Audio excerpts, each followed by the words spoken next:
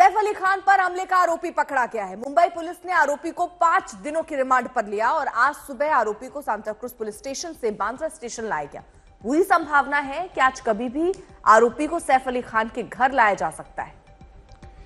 और वहीं लीलावती अस्पताल में सैफ अली खान की तबीयत में तेजी से सुधार हो रहा है। शर्मिला टैगोर सैफ से मिलने अस्पताल पहुंची हैं और अब कभी भी सैफ अली का बयान रिकॉर्ड किया जा सकता है पुलिस की तरफ से। ये 3 तस्वीरें आपको दिखा रहे हैं। लेकिन देखिए, इस केस में एक बड़ा अपडेट ये आ रहा है कि मुंबई पुलिस को आरोपी के प्लान का लगातार उसकी डिटेल्स मिल रही हैं। पता चला है कि आरोपी भारत में पहचान पत्र बनवाना चाहता था, लेकिन बाद में उसने इरादा बदला और अलग अलग नाम बदलकर रहने लग गया। आरोपी शरीफुल ज्यादा से ज्यादा पैसे कमाने के चक्कर में पड़ गया, इसलिए उसने चोरी करने की ठानी। वो ज्यादा से ज्यादा पैसे बटोरकर बांग्लादेश लौटने की फिराक में था। चोरी के मकसद से ही उसने बांद्रा इलाके को टारगेट किया, जहां पर नामचीन और अमीर लोग रहा करते हैं।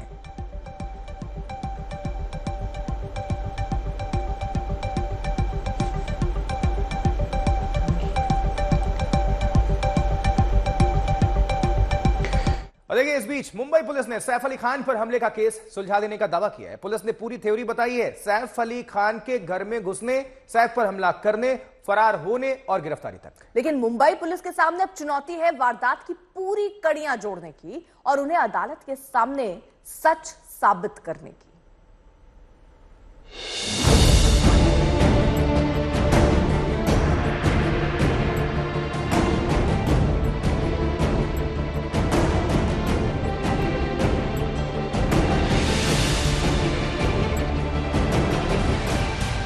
मुंबई पुलिस का दावा है सैफ पर हमला करने वाला शख्स यही है।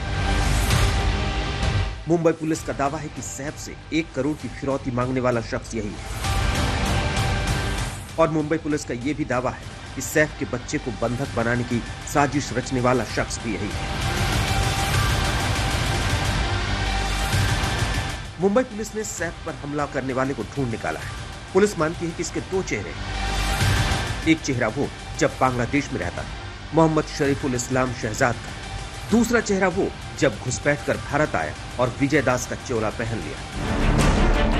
मुंबई पुलिस ने अपनी ओर से पूरी वारदात का सीक्वेंस भी बता दिया।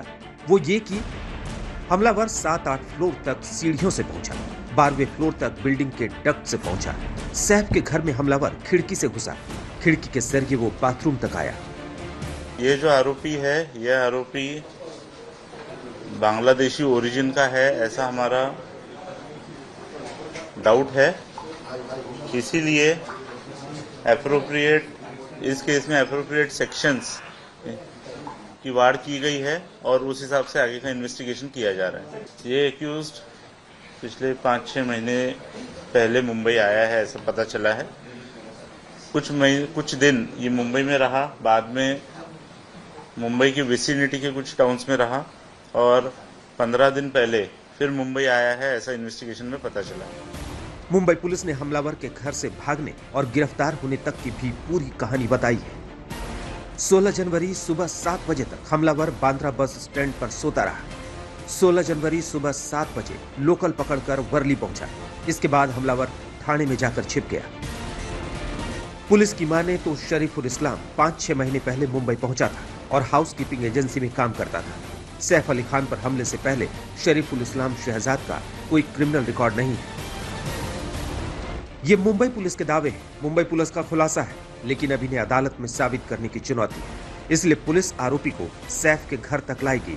वारदात कैसे हुआ, कब हुआ, ये आरोपी के साथ आरोपी की जुबान में जानेगी, ताकि अदालत में कोई गुत्थी अनसुलझी न रह जाए। विद्या और ऋतु भालेकर के साथ दिव्येश सिंह, मुंबई आज तक।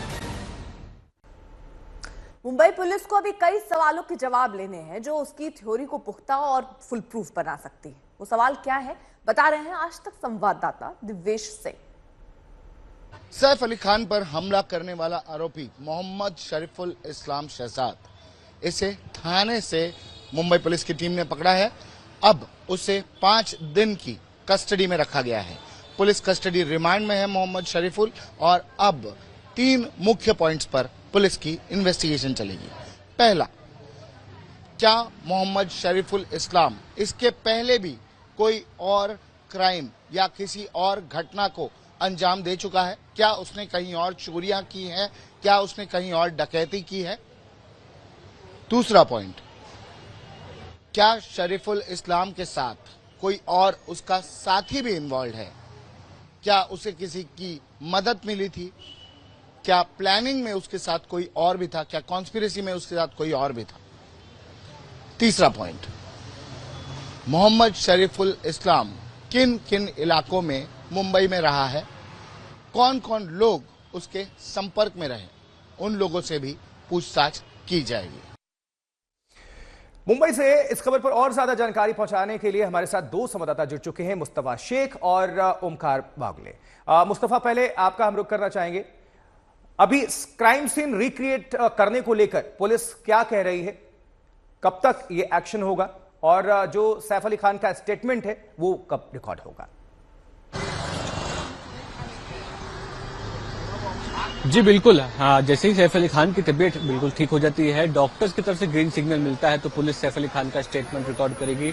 उसके साथ साथ आप कह सकते हैं कि लगभग जिस समय ये अपराध हुआ है उस समय पर पुलिस एक बार इस आरोपी को ले जाएगी सैफ अली खान के घर पर, और किस तरह से वो घुसा था, कहाँ से वो आया था, कहाँ से निकला, वहां पर घर पर जब वो मौजूद था क्या क्या हुआ, इस चीज को रिक्रिएट किया जाएगा ताकि कोर्ट में एक पुख्ता केस जो है ये आरोपी जो है उसके खिलाफ बनाया जा सके। उसके साथ साथ जैसे दिव्येश ने भी बताया है कि ये शख्स बांग्लादेश से इंडिया किस तरह से पाया है, उसके बाद कौन लोग थे जो इसको फेक डॉक्यूमेंट्स बनाकर देने वाले थे। कहीं ना कहीं ये जो आरोपी है ये मुंबई में आने के बाद जो पैसा यहाँ पर देखा उससे इसका दिमाग एक तरह से आप कह सकते हैं संतुलन खो बैठा, और इसने जल्द ही में पैसा कमाने की एक साजिश रची, जिस साजिश में वो एक हद तक कामयाब भी हुआ, क्योंकि वो जिस रईस के घर पर पहुंचा वो खुद एक्टर सैफ अली खान था। वहां पर सिर्फ भागा नहीं है आरोपी, तो भागने से पहले सैफ अली खान पर 6 वार किए चाकू से। वो चाकू कहां से लाया था ये अपराधी, इस बारे में भी जांच जो है वो की जाएगी, और उसके बाद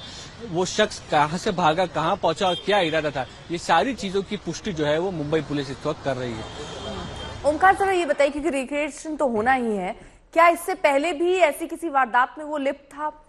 अगर एक तरफ वो बहुत समझदार और चालाक लगता है कि वो कैसे एंट्री कर गया, लेकिन दूसरी तरफ अगर रणनीति पे देखिए, एक चोरी करने गया है और वहां जाके वो नैनी से 1 करोड़ रुपए मांग रहा है। मतलब आप रूम में छुपे हुए थे, आप रात का इंतजार कर रहे थे, लेकिन जो भी उसकी अंदर जाके जो प्लानिंग थी वो उतनी फुल प्रूफ नहीं लग रही जितनी घुसने तक की थी।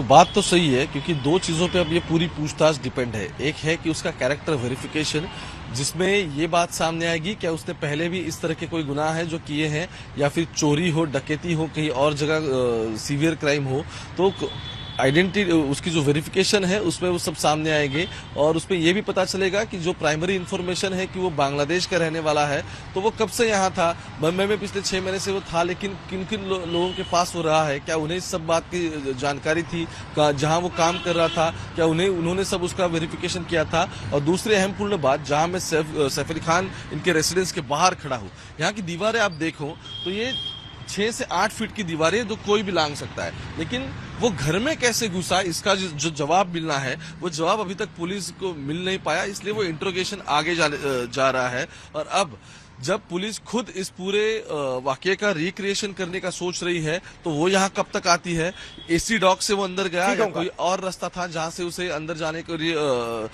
जगह मिली, वो इस सभी सवालों के जवाब यहीं से हमें मिलेंगे। और अब जब इन्वेस्टिगेशन इस पूरे मामले को मिलकर आगे जा रहा है, तब आखिरी इसमें जो चीज है कि जब वो आरोपी अंदर गया, फुल प्रूफ प्लानिंग की हम जो बात कर रहे हैं, क्या वो सच में सब कुछ प्लान उसने कर रखा था, या उसने स्पॉन्टेनियस जब वो डर गया तब इस तरह की मांगे की, सब स्टेटमेंट में रिकॉर्ड होगा। और उसके बाद सैफ अली खान का स्टेटमेंट होगा, वही वाकया कितने बजे हुआ, टेंटेटिव टाइमिंग्स क्या थे, इसको मिलाया जाएगा।